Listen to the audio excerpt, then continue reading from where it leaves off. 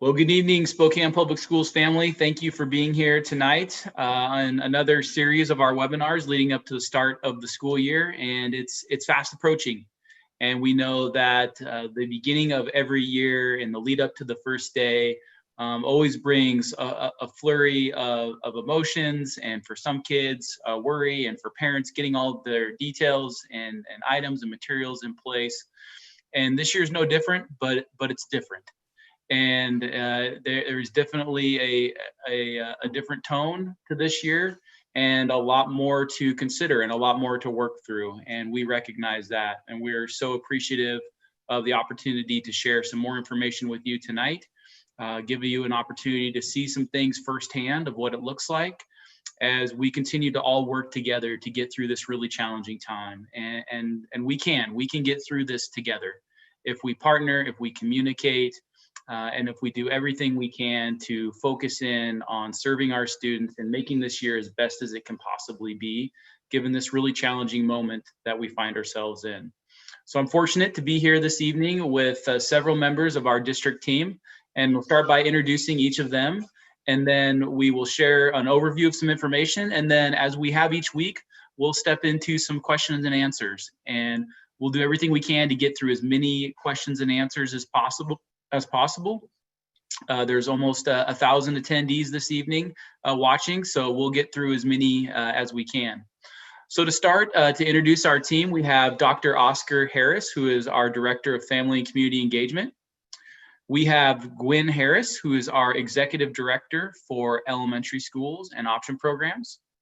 We have Heather Bybee, who is our Chief Academic Officer. Scott Kerwin, who is our Director for Technology and College and Career Readiness. Sean Jordan is our Executive Director for all of our secondary schools. Jennifer Keck is an Executive Director for elementary schools. And we have Dr. Mark Anderson, who is our Associate Superintendent for the district. And then joining us as well is Rochelle Miller. She's our Executive Assistant, and Allie Barrera, who is on our communications team. So again, tonight is about the logistics of starting school. So we have had a series of webinars on our elementary model, our secondary model. We've provided general overviews along the way. Next week, we'll be specifically focusing on kindergarten. We've had lots of questions about what that experience will be like for our youngest learners, and that will be the topic for the webinar the following Thursday. But tonight's about the logistics of school, and it's about supplies, technology, getting all those pieces in place so that we can help our students have a great launch to the year. And this is just very much so a non-typical experience, and something that is really unprecedented. But we want to do everything we can to help you be prepared and have the information that you need to help your student be successful. So with that, Heather is going to share an overview, as well as Dr. Anderson, on a couple items, and then we'll open it up for question and answers. All right, thank you, Dr. Swinard. I didn't know if you wanted to do a quick, oh, sorry, it's not going.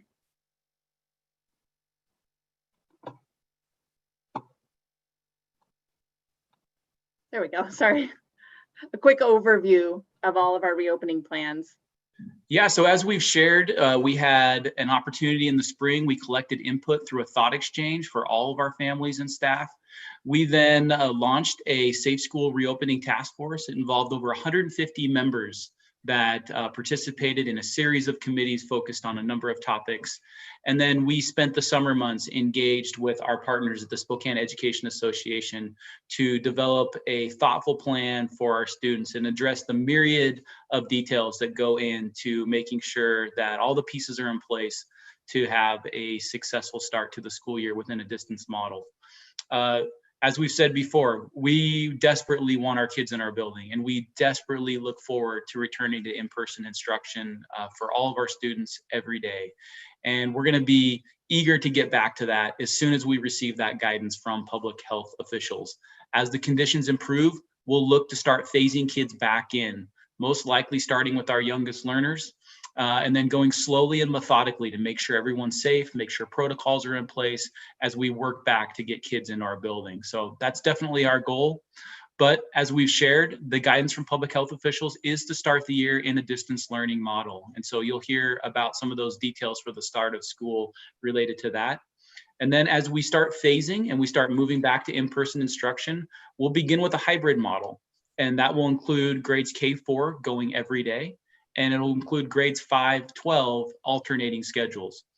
The reason behind that is we need to make sure that we provide and meet the social distancing guidelines that are going to be required of us. Kids have to have 6 feet of separation between them in classrooms. So our K-4 classrooms would be staffed to maintain that. And then in grades 5-12, we'll have kids alternating, half coming on one day, half coming at the next, in order to manage the total number of kids on site at any one time, and also be able to meet that social distancing requirement in our classroom.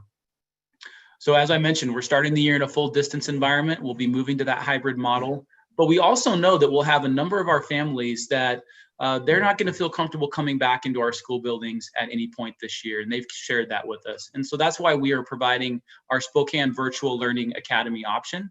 And that's really the option for families if they want to be in a distance environment the entire year. All right, with that, I will go into a little bit of an overview of what starting in full remote looks like and kind of highlight some of the changes we've made in the learning we had from spring. So for all of our students, there will be a real-time school day with an identified start and an identified end. There'll be specific times for each content and each class period at the secondary level. There'll be a blend of live instruction, group work, and independent activities. We are not expecting our students to be tethered to their computers without breaks. We believe in synchronous and asynchronous learning. There'll be time for specialists and electives. There'll be time for interventions and support with specific time to contact teachers outside of the school day. As a district, we've decided on Microsoft Teams as our digital platform. Microsoft has put in a ton of time and resources into developing their K-12 solutions, and we'll be highlighting some of those today. In addition, we have the availability to check out a laptop to each student. That'll be another aspect we talk about today. And in a limited number, we'll be providing in-person instruction for groups of students who are furthest away from the educational justice. So first, I will just give you a snapshot of an elementary day. So with school starting at 8:30, we say get your students ready at 8:25, have them set up their learning space. And at 8:30, class will start with a class meeting. And oftentimes that's reading a story, that's asking questions, it's getting to know you activities, and it's setting the theme for the day and the agenda. And so we really think it's important that we attend to students' social emotional needs given the last 6 months. Then there are 3 hours of what we're calling an instructional block. During that time, students will have a compacted elementary day experience. So they might start at 9 o'clock with a lesson on literacy. They might break into small groups and do some partner work, and then they might go work independently for a while and read a story, and then come back and share their thinking. And then they might go to their virtual PE class and to their virtual science class and come back for a math lesson. So with that experience, they will see that throughout the week with each of their specialists there. And then at 11:50, there's an hour break for lunch where we see younger kids being able to eat and play, and some older kids either helping their siblings, helping at home, or having some independent work time. That extends into the 12:50 to 1:50. Then from 1:50 to 2:30, we have some really intentional time set aside to invite small groups of students back. So during this time, I might invite back a handful of students who might need a little extra time on their math lesson, or I might want to stretch them to learn a little bit more because they're ready for more. So that will be time set aside each day. If a student is not invited back to that time at the elementary level, there will be a specialist offering. So maybe I'm not in the group that's coming back on Monday. Well, that means I'm going to go to an extra PE class. So know that. And then from 2:30 to 3 o'clock each day, we're calling this student and parent access time. This is dedicated time where you know as a family that you can reach out to your classroom teacher and get supports and get your questions answered so that your student can keep continuing on in their learning process in the next day. So I always say the 1:50 to 2:30, it's the teacher driving the who comes to them. And then the 2:30 to 3 o'clock is for you to have access to the teachers. This is a secondary version of that schedule. What's unique, if you have had secondary students for quite a while, is that this is not their typical bell schedule. This bell schedule mirrors the elementary day. So we thought, given all of the parameters and variables that families are dealing with, having a consistent schedule would help with family routines. So we have every student starting again at 8:30 with an advisory class, started, like I said, at 8:30 with a focus on social emotional learning, as well as building connection and community. Then it mirrors what would have been a traditional high school or middle school experience with a 6-period day, with students traveling between 3 periods on any given day, and then on Fridays having a 30-minute course. Again, consistent schedule with lunch break for 11:50 to 12:50, where those students could help their younger siblings, could help out at home, or they could work independently. The 12:50 to 1:50 block, we have intentionally set aside as learning time, where students would be working independently, either as the follow-up to the lessons they had just received in the morning or in preparation for the lessons they'll be getting the next day. And the same with the real-time personalized learning, there'll be opportunities for students to be invited back in small group to get enrichment, extension, and intervention supports. And then the same 2:30 to 3 o'clock access time for families each day. With this, as I mentioned a little bit earlier, for our special education and ELD students, when schools are closed, there will be opportunities to invite small groups intentionally cohorted together into the school for live instruction, just knowing that they are furthest away from educational justice. And if you are an English language learner, learning remotely adds an extra layer of difficulty. With that, one of the other adaptations we've made to the school year is we've adjusted the calendar. So we have pushed the start of school back to the 8th, in which we'll be having launch conferences, and I'll be going into that in a minute. But just wanted to call that out to families to notice that there will not be conferences in November as were previously scheduled. You'll also note that there's not weather makeup days that have traditionally been, because now that we know we can do real learning in a remote distance way, the next time we have a snowstorm, we're saying, kids, grab your laptops, school's in session. With that, the end of school day remains is June 18th. So, and I'll go into the conference portion here in a minute that will kind of address the September 8th through the 11th. So with this, I'll have Dr. Anderson talk for a minute about how school lunches will work when we're in full distance. So we, in contrast to what we've been doing since March with pickup every day, our nutrition service staff is actually going to prepare a 5-day kit for both breakfast and lunch that parents can pick up once a week, either on Mondays or Wednesdays. It'll be available at the free or reduced rate for those who qualify. And then for the paid rate for students, it's different than our summer federally reimbursed program. It'll be available at every one of our Spokane schools for pickups. So in your neighborhood, you can pick those up and it'll be available to you to have for the week. Thank you. So with that, I'm going to highlight a little bit of the school supplies we sent out in an earlier message to families, and then I'll let Scott talk about laptop distribution. To date, we've checked out nearly 15,000 laptops. But when we talk about what is the things that kids need, we say it's still the same school supplies that they've always needed. They're going to need tennis shoes. They're going to need a backpack. They're going to need paper, pencils, markers. What's unique to this year, if you're trying to set up a really conducive environment for your student, is headphones. And those are optional, they're not necessary, but it could help eliminate distractions. So we would ask for headphones. And then one really engaging strategy that a lot of teachers use is a whiteboard response, where a student could write a response really quickly or draw a picture really quickly and share it up. So it's kind of that blend of tactile learning as well as being in a virtual setting. So those things I would call out. If you see those on sale at Target or Walmart, I would grab a set of headphones and a whiteboard and some markers. At the secondary level, and this is really unique for math, if you see a stylus, those are often helpful because math wasn't, by not being a written word type of experience, the stylus really helps kids interact with math problems. So with that, I'll kind of let Scott talk about laptop checkouts, and we'll go into a little bit of overview on some of our technology resources. Yeah, and just a quick note on what Heather said, because it happened to be in the Q&A too. It'd be really great if the headphones that you found also had a mic for your students to interact with their peers and the teachers. So for laptop checkout, like Heather said, there's been a lot of laptop checkout forms filled out online already, which is great. And thank you for doing that.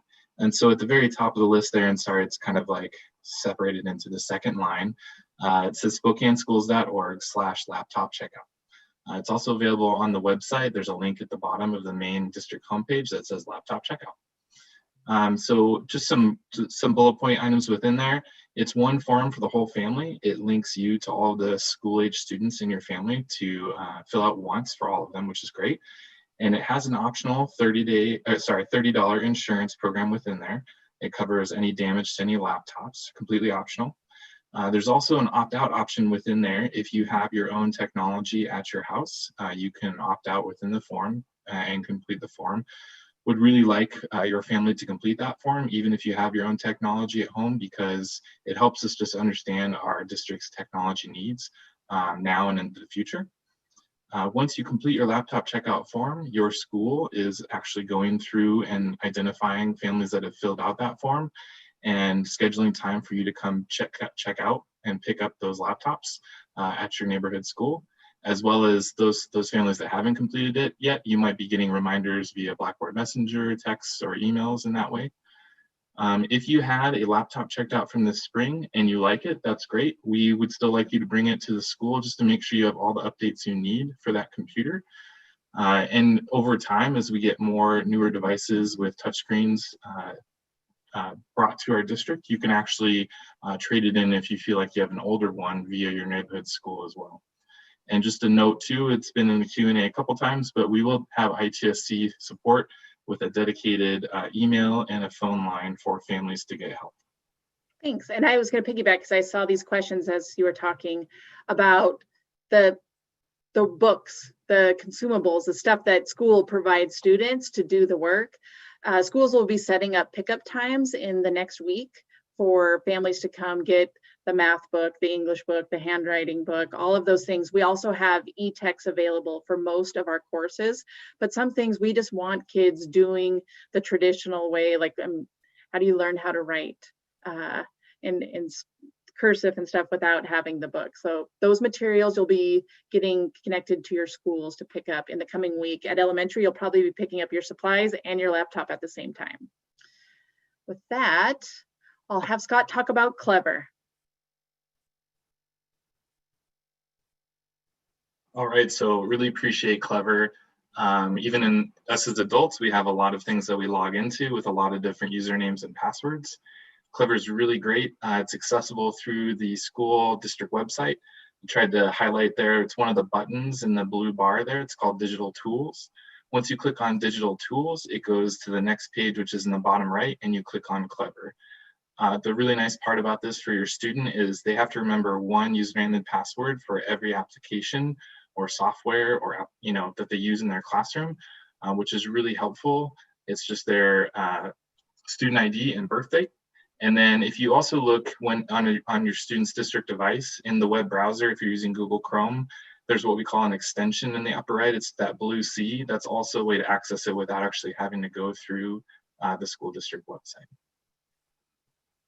Just to give you a look, this is an example of what a student would see when they go in. So a lot of the district applications like ClassDojo or Blackboard or Teams or MobiMax, Alexia, they're all in here. Students just have to log in once the very first time that they come to Clever, and then they can click on all these buttons and it opens up those websites for them and logs them in automatically. Also at the very top, your student's teacher might create a curated teacher page. So at the very top left, there's an example of a teacher page. When they click in there, they actually get to see what the teacher wants to highlight for the student that they might be using the most often in classrooms as well, which is really nice. So with Microsoft Teams as our chosen learning management system where your students will go, I just wanted to highlight a really great resource. It's at spokaneschools.org/learning-at-home. If you check there, we continually update with resource guides and helpful tips for families. Most notably, the second item down on Microsoft Teams under that green bar on the left is the Family and Guardian Guide to Microsoft Teams.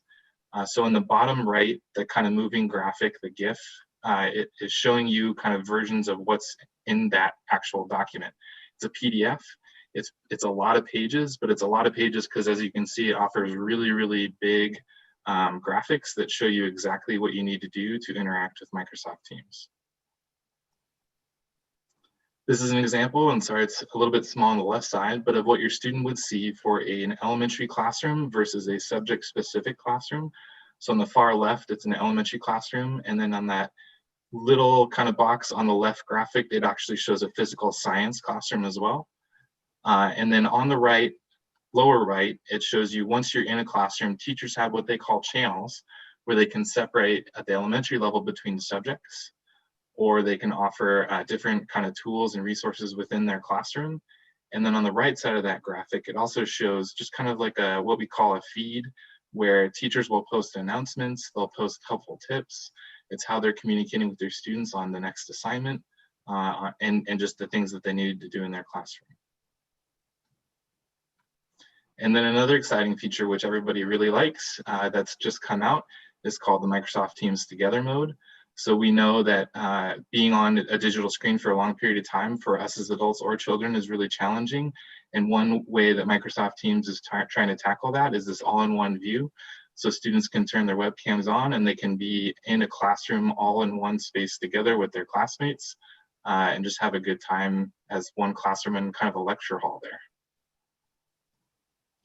So with that, I'm going to lead into conferences. Our goal is to get you the technology tools you need and the curriculum resources that kids need prior to conferences. Conferences are scheduled for the 8th through the 11th of September, so just after Labor Day. Conferences will be scheduled between the student family and either their classroom teacher if they're at elementary school, or their advisor if they're at secondary school. And the goal is really to create a connection, to create community between students and staff.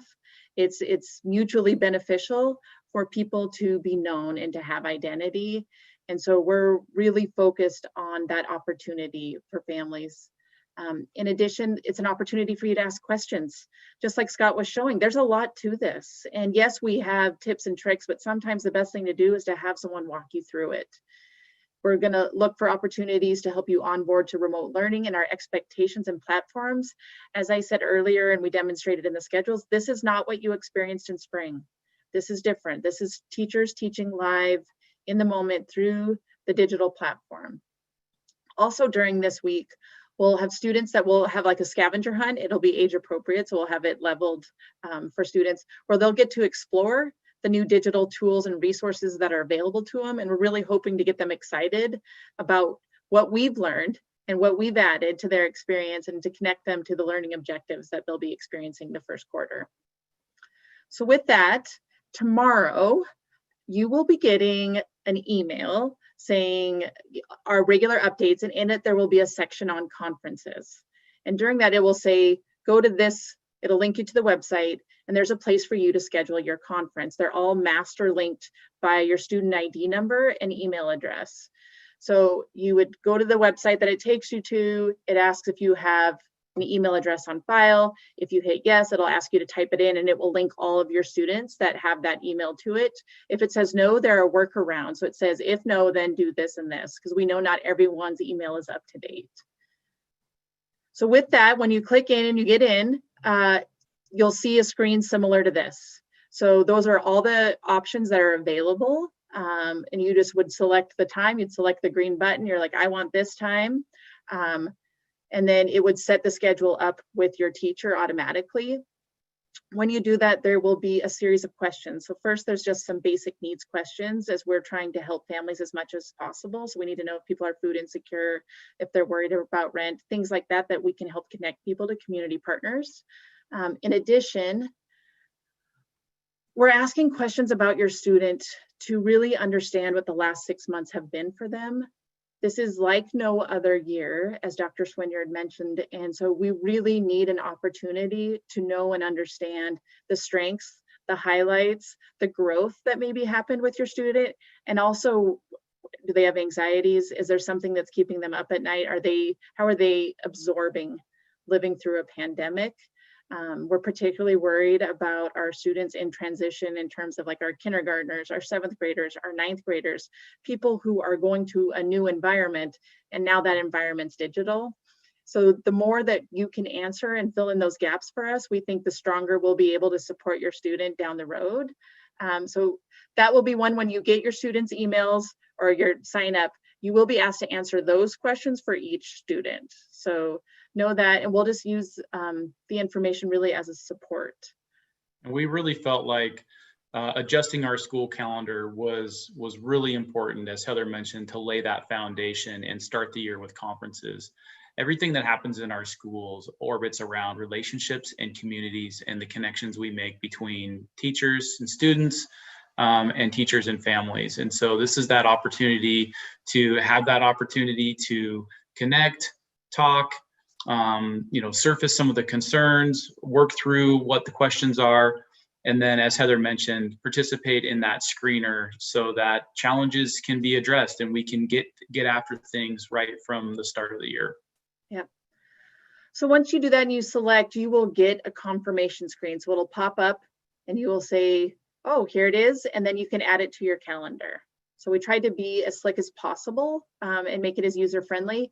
Following that, the teacher will send you a reminder link so that if it's a virtual meeting, you just click on the link and you'll pop right into your meeting. So with that, I will stop sharing and we'll start answering questions because they're rolling in.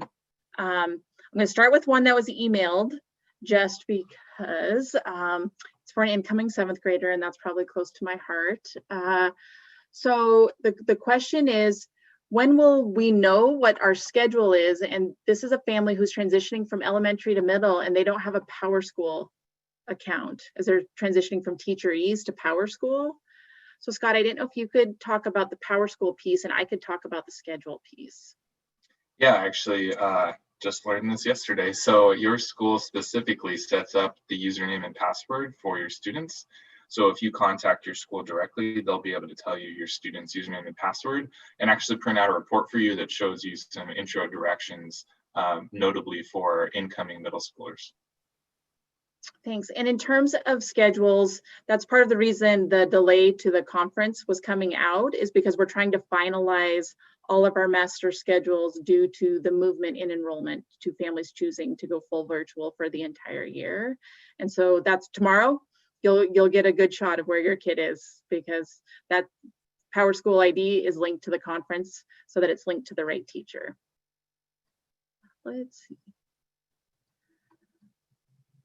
Dr. Anderson, could you speak to transportation and school buses? Yes, so we are currently evaluating whether we can provide transportation for food distribution. We found that many of our families did not have the vehicle or the means to come to school, so we're looking into that. And then the second area of transportation we're looking into is for the day camps that we're having. But the full transportation actually won't start up until we're back in person learning, and that'll be the regular routes that will, and there'll be communication at that time on the route times and stops and so forth. Thank you. So Scott, technology question. You're going to be popular tonight. How do students access their classroom on Teams on the first day? So we are loading students into Teams around September 4th. And so when that happens, your student will be able to go in through Clever or through Office 365 or through your computer if you've downloaded Teams directly to your computer, and they'll be able to see their teacher because we're assigning teachers and students via PowerSchool rosters. So they'll just be automatically linked. Thank you. Dr. Anderson, there's several questions out there again about lunches. If you could just highlight again when students, families will have access to get meal pickups. And so we will be emailing out the actual pickup times that you can do, but it'll be both morning and at noon. Monday and Wednesdays are the two pickup times. It'll be very similar. It'll just be a box full of 5 days worth of lunches and breakfasts, and they will be picked up outside the front in the parent pickup area. Thank you. Scott, how many of our laptops are touchscreen? You're muted. I'm sure it was a brilliant answer. It was great. I was already done. No, we have a few different models. The Lenovo 300E, we have 2 different versions, version 1 and version 2. Those have touch screens. I believe our N24s have touch screens. But if in doubt, you can swipe with your finger, and if nothing happens, then it's not a touch screen. We have a new shipment of touchscreen devices coming in the next few months, at which point it's also kind of a question in the Q&A there too, at which point your school will be contacting you for a potential device swap if you want to at that time swap out your device. All right, I'll give this one to Gwen. So I listed the school supplies for elementary and kind of just made one generic list, but they were asking if pens are needed for K4. What are our school supplies specifically for that age? I don't think that you'll need pens for lower grade levels. And we will supply you with your essential school supplies. Yes, for our littles, they will be getting a bag when they get their class books. They'll be getting a bag of the materials needed. So Heather, a couple things that have been common in the chat is around when will I get my laptop and when will I get my materials and books.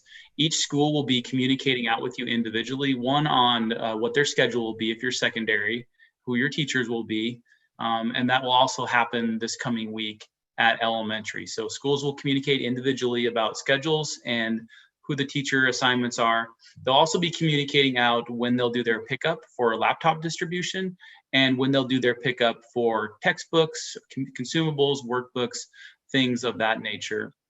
Another thing that was in the chat that I think would be great to have our school directors talk to is, what does it look like if you don't know anybody, if you're new to our district, or you're making that hard transition and your student's just worried about not having any friends? And that's a huge burden on a student in any typical school day.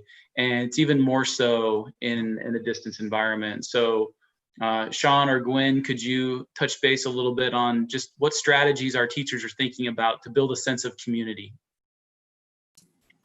Well, building a community will be at the forefront of teachers' work right at the beginning of school. They'll be working to get to know their students and for them to get to know each other. So they'll have multiple activities for students to participate.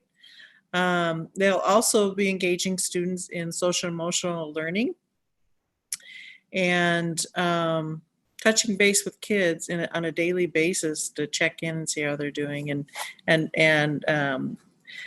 helping them with friends.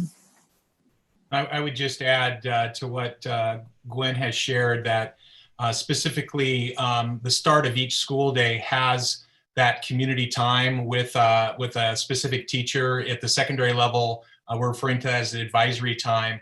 That's a place where that social emotional learning will take place, where students will really work to connect with each other, but also each content teacher is going to make that a focus in their particular class as well. And so that community concept and ensuring every student is known is going to be a part of our focus in addition to our curriculum. Thank you. Dr. Harris and Scott, I'm not sure, it's kind of a joint answer.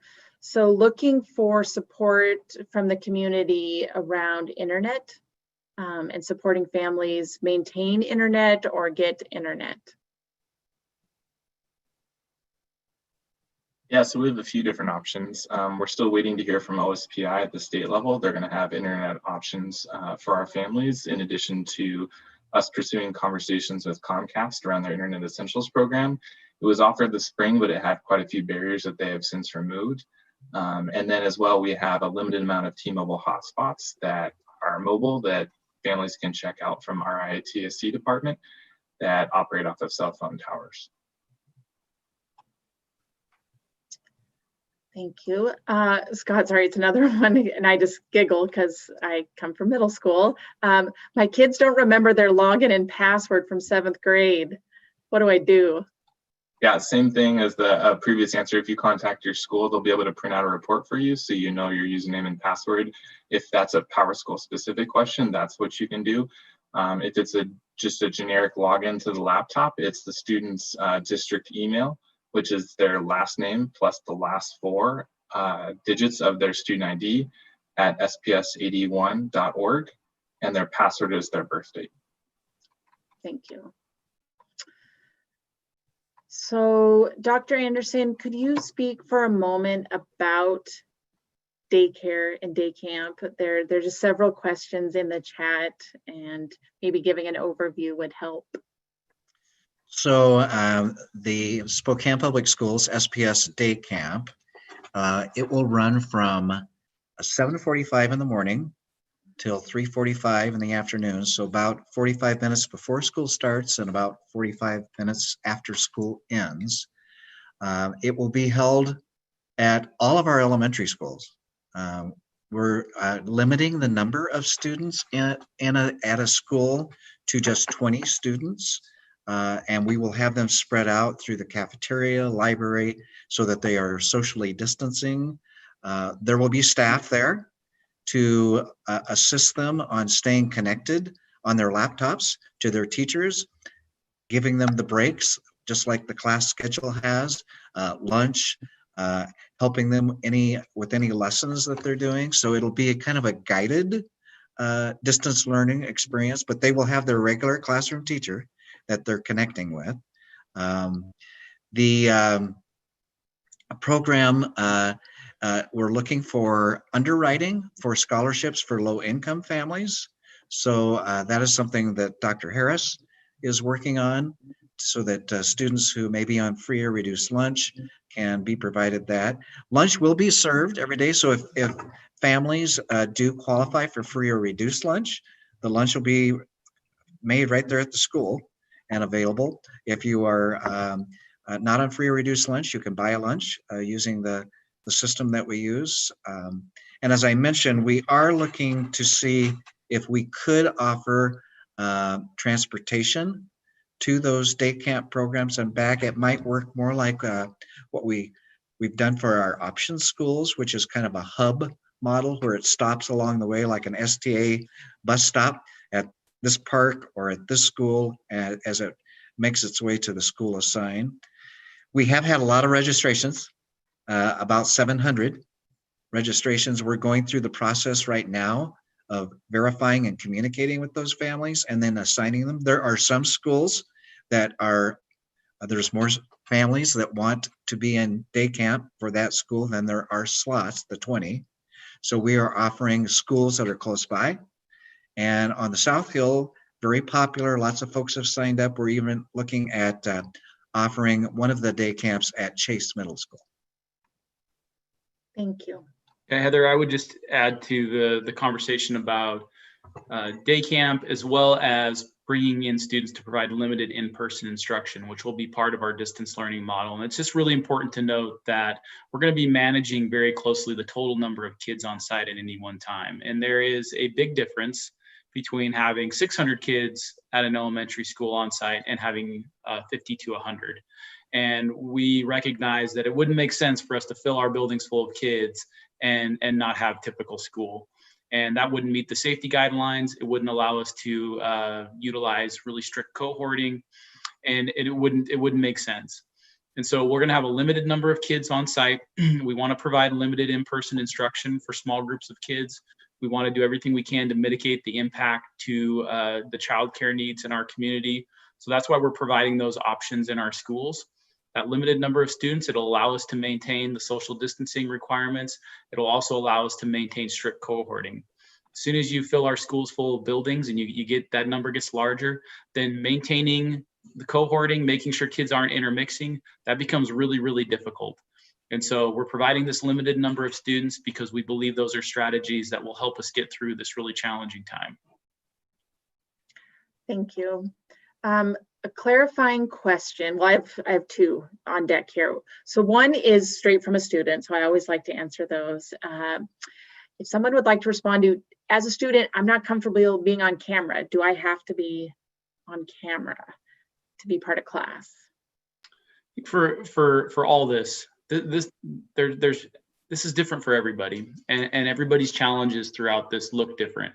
Every family's going to experience different barriers and challenges, and every student's going to face different barriers and challenges.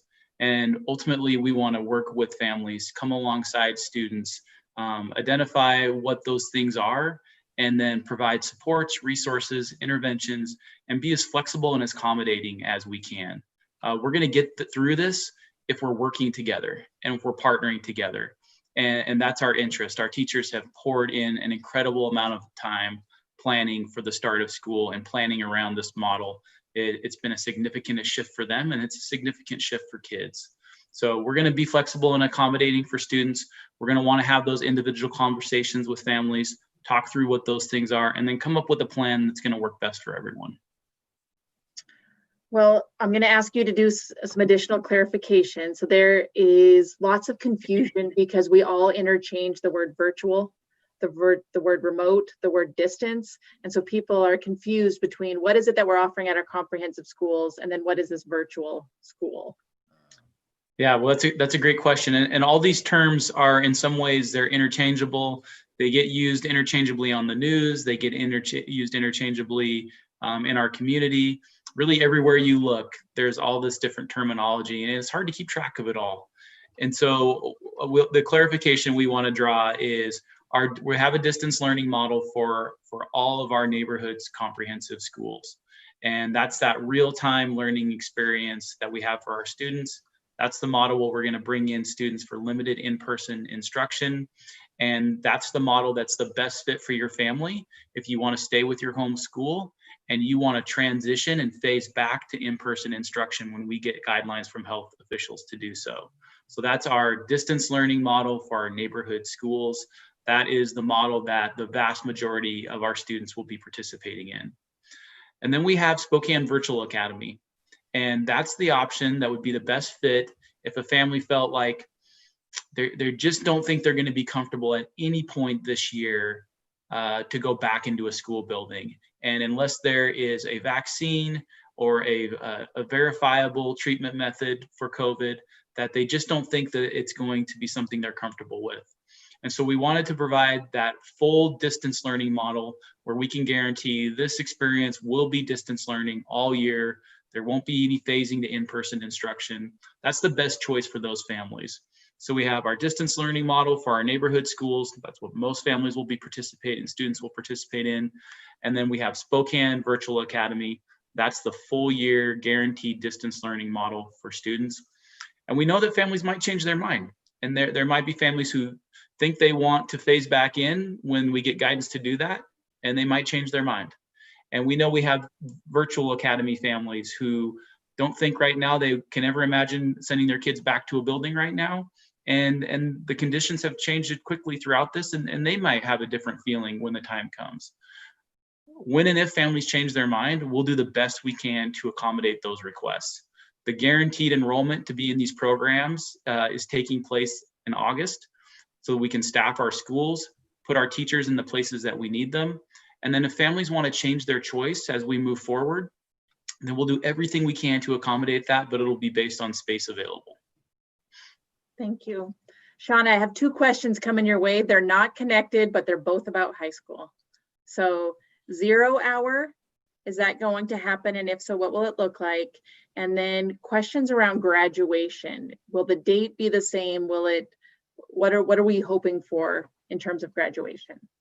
So I'll start with the first question, and 0 hour is planned for those courses that are moving forward with 0 hour, and that will be prior to the first period of each day, and that will be on Tuesday, Wednesdays, and Thursdays. So there'll be a very specific schedule for those students. With regard to graduation, those dates are set and they are published. And as of right now, as we're starting this school year, we are still moving forward with our graduation plans for those specific dates. And obviously we will adjust the ceremony as we did this past year, depending on where we are with regard to the risk level for Spokane County and what our local health officials allow us to do. Thank you. Dr. Anderson, could you speak? Sorry, Heather. I'm seeing a flurry of questions about meals and how our meal program will work for students in the distance learning model. Could you talk a little bit about that and the innovative idea that our team has come up with around meal kits? So yes, we are actually preparing a 5-day meal kits that families can pick up once a week. I think it's either on Mondays or Wednesdays. We'll publish the times. They'll pick them up the same as they did throughout the spring and summer out in front of the school. Our nutrition services staff will actually be out there at the set times. They'll have the names of folks who ordered the meals. And so there'll be an ordering system that you can use to pick up the meals and take them for the week. Thank you. Dr. Harris, can you provide a little context around some of the community partnerships that you've been fostering with your team and what services they're going to be providing to our students and our families? Okay, one thing that I'll say in particular is that our community partners in the great Spokane fashion has really been reaching out to us as a district, offering up various things, various resources, such as facilities that are empty during this time or would give us access to those places if we have a need for that in the future. As well as there are certain providers that's working with meal programming and various other type of things to really support, the community at large. Our health district we've been working with them in particular, and they've been looking to supply certain PPE equipment, protective equipment for our schools and et cetera. But there's a gambit of various resources that they're bringing forth. And what we're doing to a great degree because of all the variables that are at play. Many people are reaching out, so we're not even at a place to where we really could inventory everything that's been offered to us yet. But we're working with our providers and various partners out there and just really having a lot of conversations around what does it look like for us to work together during this particular time, because we know our students, the majority of our students will not be, in traditional settings or in schools and et cetera. So many of them are reaching out, looking to host potential learning centers or learning pods to where families would be able to reach out and have a place for their children to go. You have childcare providers who are, in communication with us around trying to coordinate what services can look like and how their facilities will be able to support the education for our families as well. So they are reaching out in particular. And as Dr. Swinyer mentioned, we know our city is working with him in particular around other resources to be able to supply some of those connectivity resources that's needed around Wi-Fi and all of that. Thank you. And Heather, back to meals. I just learned that tomorrow online on our district website, all the information about the meal program will be posted. So folks can tune in to SpokaneSchools.org and get all the info on our school meal program. That's true. And our website is changing every day. We're adding information as it comes in. So it is always worth a glance in the morning or at the end of the day to see what's new. There's a question here about libraries and e-texts and resources like that to connect students to rich literature. And I would just respond that we have paid for some e-text libraries especially for our younger students. But in addition, every student in Spokane Schools has a public library card, and through Clever has digital access to get the ebooks from the Spokane Library. So you check it out just like you would if you were going to the library, but they get the e-text version, and there's fun little magazines on there for kids and different explorations. So know that there are lots of tools out there. Again, once you log into Clever, there's a whole world that both students and families enjoy. Sean, your favorite question, extracurriculars and sports. What do we know? What do we know? We know that the WIAA, which is the state organization that oversees high school and middle school athletics, has created 4 seasons rather than our traditional 3. And the first season, which begins September 7th, is a season for that is optional opportunity for sports. They can compete in season 1, or they can wait and compete in the season that is designated for that sport. The Greater Spokane League, which our high schools are members of, has elected not to participate in the alternate season 1. which means that we are scheduled to participate in season 2, 3, and 4. Season 2 is our traditional winter sports, which will begin December 28th. That is all pending where we are as Spokane County in terms of our risk classification and phase. We would need to be pretty much in phase 3 where we are currently in phase 2. We'd need to be in phase 3 for some of those sports to be able to start. Season 3, which begins the end of February, beginning of March, are our traditional fall sports.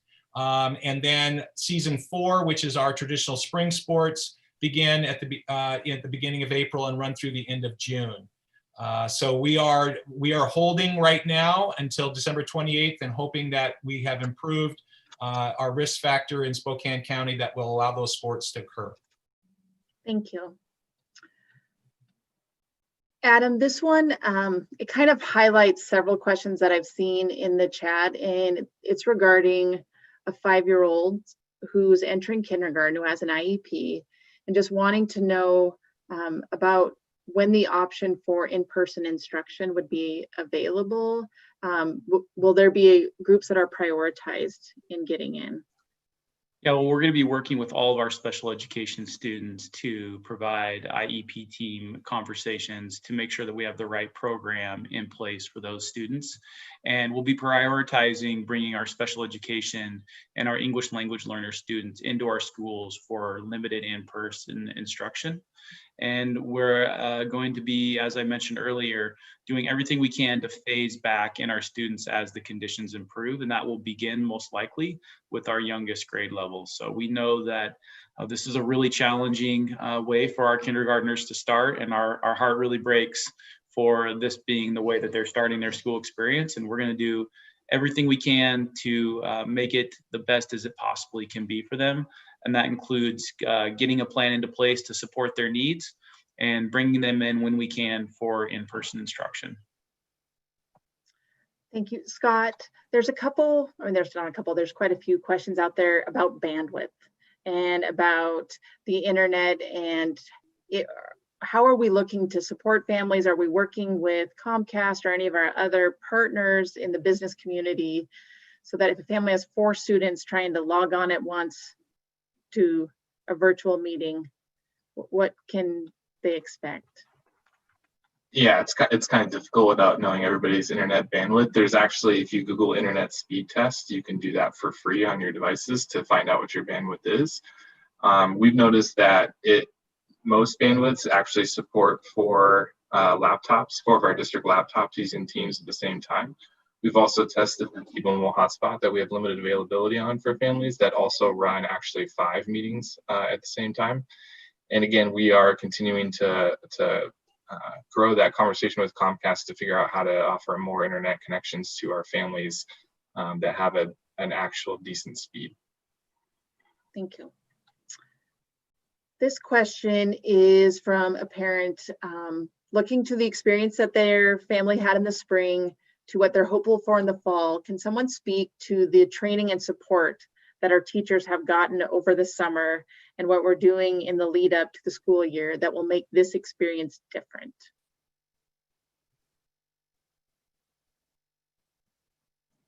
And if not, I can take it. So I'll go. Our teachers have started since March working on plans to support kids. We have invested a ton of time, a ton of energy, and a ton of love into building an experience that I think we can all be proud of. It will involve engaging digital resources. It'll have an adapted scope and sequence that really focuses on the essentials of learning for each content. I tease that we've taken the noise out of education. Teachers spent 2 weeks ago, we had over 9,000 classes taken by our teachers. That was all by choice. That was optional training that they chose to go to get training in technology, to get training in curriculum changes, to get training in social emotional learning. In addition, next week, we've dedicated the whole week to supporting teachers on board, build plans together, and really build a robust experience for your kids. So we're excited about that opportunity. We've also built in really intentional time throughout the year to continue learning. because we know we're going to learn enough to get us going, but that's not where it stops. That we need to continue to be responsive, both to our students and to our teachers' needs, to make sure that the learning continues to happen.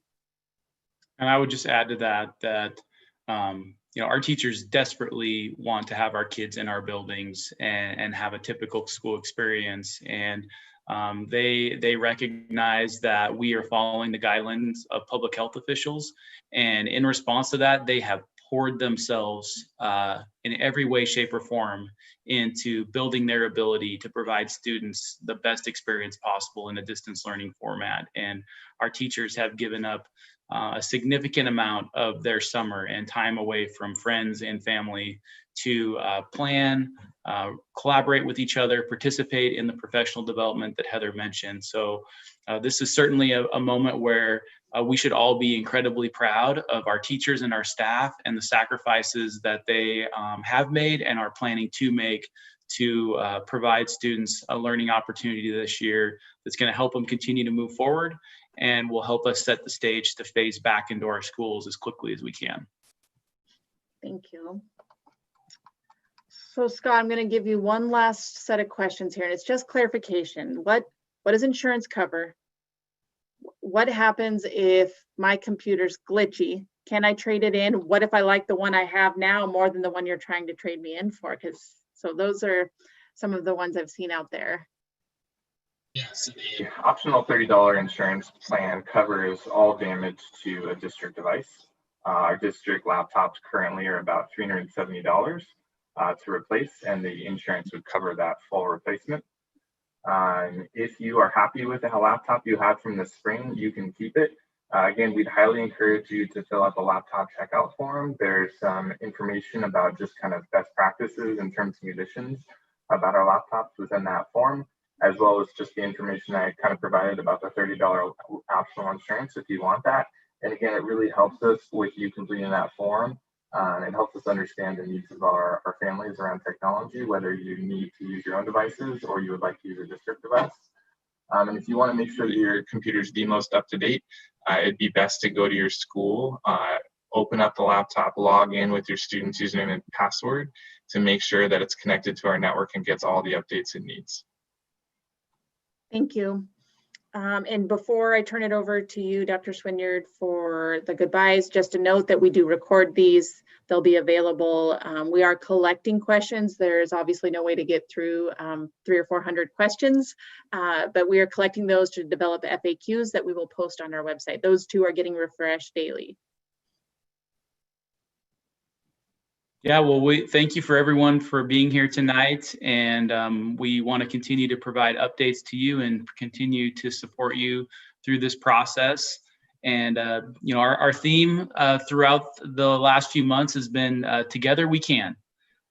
We can get through this if we stick together, if we collaborate, and we can navigate the days ahead in a way that is going to put our students in a position to be successful. And I would just really encourage families, as we're leading up to the start of the school year, to start talking to your students about what their year is going to look like and what the start of school will look like. And every student processes that a little bit differently, but now is a good time to start having those conversations with them and start talking about routines and structures and what the start of the day is going to look like and what breakfast is going to look like and what time we're going to log in and when everybody's going to get, dressed for the day. Also start talking about where everyone is going to be located in your house. And one of the things we recommend is not for everybody to sit all together in one place if you have multiple students. So working on trying to find different places for them to sit. And then just again, please reach out to us. Reach out to us if you have questions. Reach out to us if you have concerns. We desperately want to process those through with you. Again, together we can get through this, but we have to partner. We have to collaborate. And we're eager to do that. Our teachers, our counselors, our administrators, they are eager to hear from you and to, again, just make the best that we can of a really challenging situation and handle this in a way that is not only going to help our kids in the moment, but also model to them what it looks like for a community to come together and focus on the best of our values and the best of our ideals to show our kids how you navigate a challenging time. So appreciate you being here. We look forward to seeing you more and seeing your families in conference week. We look forward to your kids' faces. Even though it's going to be virtual, we can't wait to see them. And we're going to get through this, and we're going to get through it together. Thanks, everybody, and have a great night.